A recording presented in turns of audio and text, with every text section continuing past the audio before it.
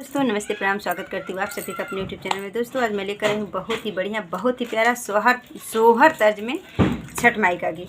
सोहर तर्ज में है दोस्तों, तो गाना जैसा भी लगे कमेंट बॉक्स में जरूर बताना। मेरे चैनल को सब्सक्राइब नहीं किया तो सब्सक्राइब करना, मेरे वीडियो को लाइक करना, कमेंट करना, शेयर करना, फुल से सपोर्ट करना, अपना आशीर्वाद प्यार दुलार भर भर के दिए कीजिएगा दोस्तों। और हाँ दोस्तों, आज मैं पहली बार सोहर तर्ज में छठ माता का गीत लेकर आई हूँ। तो ये गाना कैसा लगे कमेंट बॉक्स में ज़रूर बताइएगा। आप लोग बताएंगे दोस्तों तो मुझे बड़ी खुशी होगी। और जो भी मेरी कोई गलती हुई होगी, कोई मिस्टेक होगा मेरे गाने में, तो भी बताना दोस्तों, ताकि मैं अपने गाने को आगे सुधार सकूं और अच्छा से अच्छा आप लोग को गाना ला के दे सकूँ। तो धन्यवाद दोस्तों, लेट नहीं करती हूँ, आप लोग को गाना सुनाती हूँ।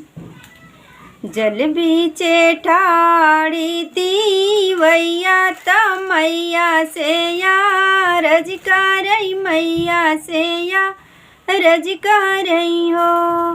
हे छठ माई दई दे तू गोदी में लालनवा बरत हम करब, बरत हम करब हो।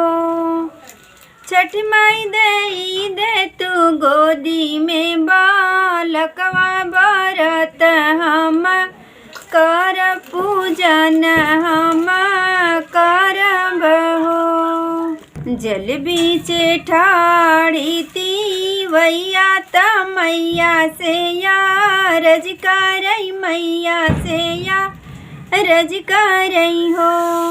छठ माई दई दे तुए गोदी में लालनवा बरत हम करब, बरत हम करब हो।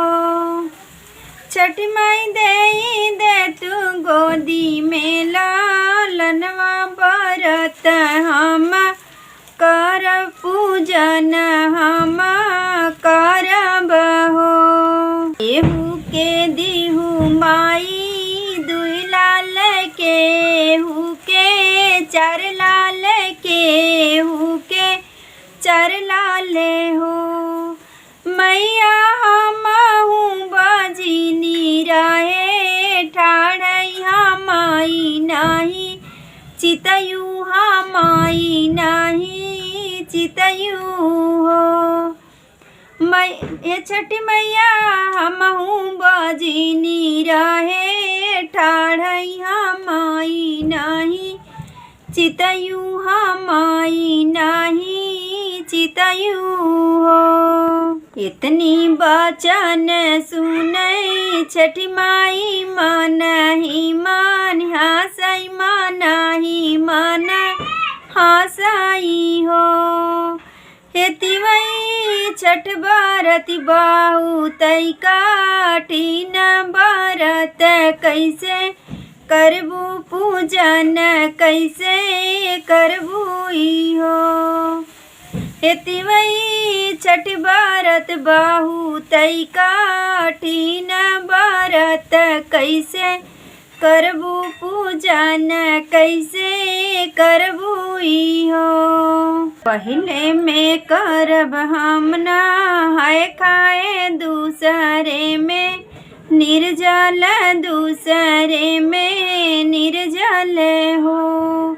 हे मैया दौरा मेरा कपल सारी फवाता सूरजुमा नाई बसूरजुमा नाई बहो।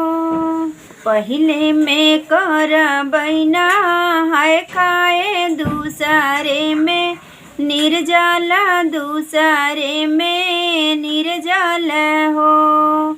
छठ मैया आचार्य में से ले बैस सारी फवाता सूरज देवमा नाई बयादित देवमा नाई बहो।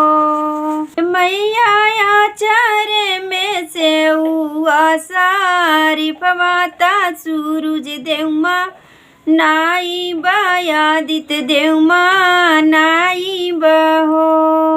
साँझे मई देबै पानी आरग भोर में दूधता भोर में दूधाई हो।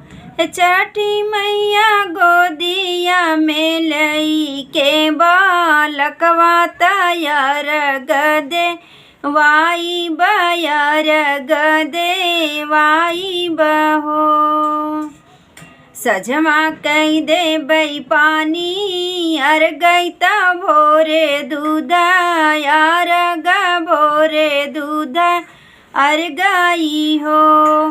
चटमाई गोदिया में लाई के बालकवा तैयार गदे वाई बयार गदे वाई बहो।